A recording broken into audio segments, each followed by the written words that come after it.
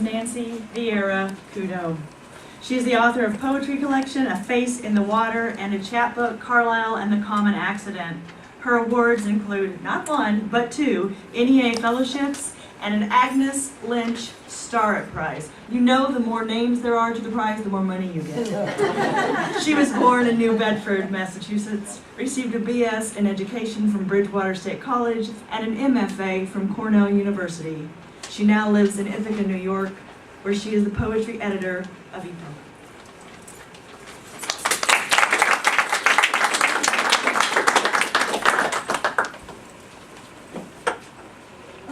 Okay.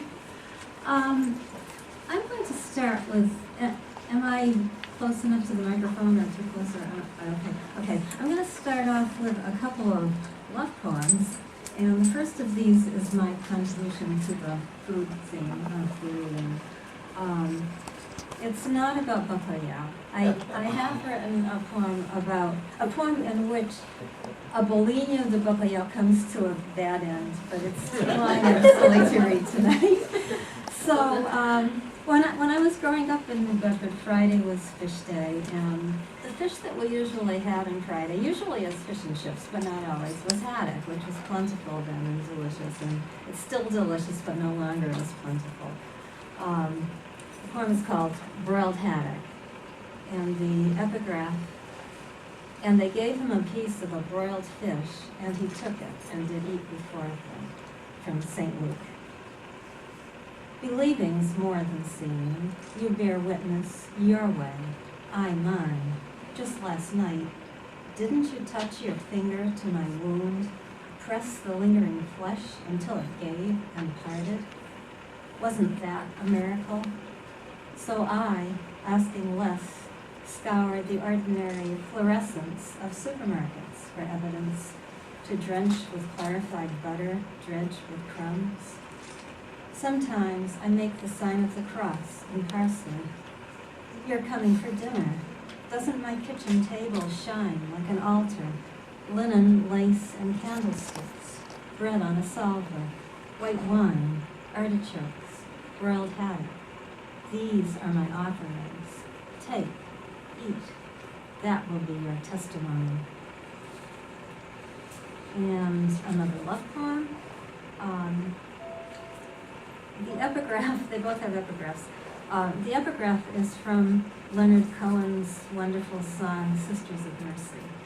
They touched both my eyes, and I touched the dew on their hem. Loosely. The bed accepts us, rustling like a glazed sheet of butcher's paper, a melange of language and moist parts. We wrap ourselves up, the only way we know, loosely. It's hard to nourish in a world where all the world starves. So I explore the priest's sack that hoods your other eyes, try to feed sight, fingertips cool and quick as spoons. Not enough, nor is it when you probe the hunger strung like beads along my fringed hem. A melange of fingers and tongues, we make each other whole as best we can, while the world starves. This parable, though parched, we nurse, relentless, on rivers of living water. And the next poem that I'm going to read doesn't fit in at all with the theme of the reading, but it was fun to write and it's fun to read. I guess it fits in with culture, but it doesn't fit in with Portuguese-American culture. I was doing some research for a series of historical poems that I've been working on forever. And I read in a 19th century history book, in a footnote, that the Mohawk dialect of the Iroquois is said to have only 11 letters, A, E, H, I, K, N, O, R, S, T, and W. And I understand that the people who decide these things had a meeting and they've added another letter to it, Y. But that was only a couple of years ago. And I think it's sort of like sometimes Y in the vowels in the English language. Anyway, I thought, wouldn't it be fun to see if I could write a poem using only those letters? So I did. And here it is. Poem in the letters of the Mohawk alphabet. Who she is, she wants to know. on Water Street in the stone store. Where she is, she knows she wants no worse to wear on Water Street in the stone store. Oh, roar her heart. Oh, hear her north, the snow she shines. Her sharks are near, her store is sorrow. She who knows she is no saint, is heat, is show, is taste, is thirst. On Water Street in the stone store. Is torn, is worn, is arc, is arrow. Is near the shore, O stone the oar, O nearer to thee, O sea, O we, who know no sin, who throws the stone on Water Street in the stone store. And the next poem is actually another one from the historical series. It takes place in Ogdensburg, New York, in 1855. When progress is coming, gas is just coming to Ogdensburg, so now they have street lamps lighting the streets. And the main character is an Italian woman who has come to the United States, and she's now living as the mistress to a very wealthy European man in Ogdensburg, New York. And I think it was the Ogdensburg link, since I live in New York State now, that attracted me to her story. There's a whole lot more to say about her, but I'll just read the poem. Okay. She wants it back. Ogdensburg, 1855. I want it back, she says in her soft language. Her language of soft leather, of tanner and tour. Her language of the crush of workshops surrounding Ognissanti, surrounding Santa Croce. Her language of Giotto, Ghirlandaio, Brunelleschi. Her language of lost wax and what is found across the bridge of gold, the intricate links and clasps of love. I want it back, she says, as she recalls the genuflections of the sisters, sponged and tall in their hard habits. She thinks she knows how hard it is to want as they want from the whole soul's soft tuck and clutchlessness. She would clothe her soul in smocked batiste and lay it down on linen, except she sees that netted reticule convulsing in the tilt of the glass. I want it back, she says, wanting it back, knowing how the hard world bends, but won't bend backward to that soft doll she is, all skin and gathered wool, telling her sins like beads strung on flosses of desire, who once believed herself forgiven if the wafer moon dissolved and reappeared to spill its milky light across the dark. So much for that outgrown old puffed sleeve of hope. Wanting it back has become a habit, not the hard habit of the sisters, but a ruffled softness, a lettuce at the soul's fluttered hem.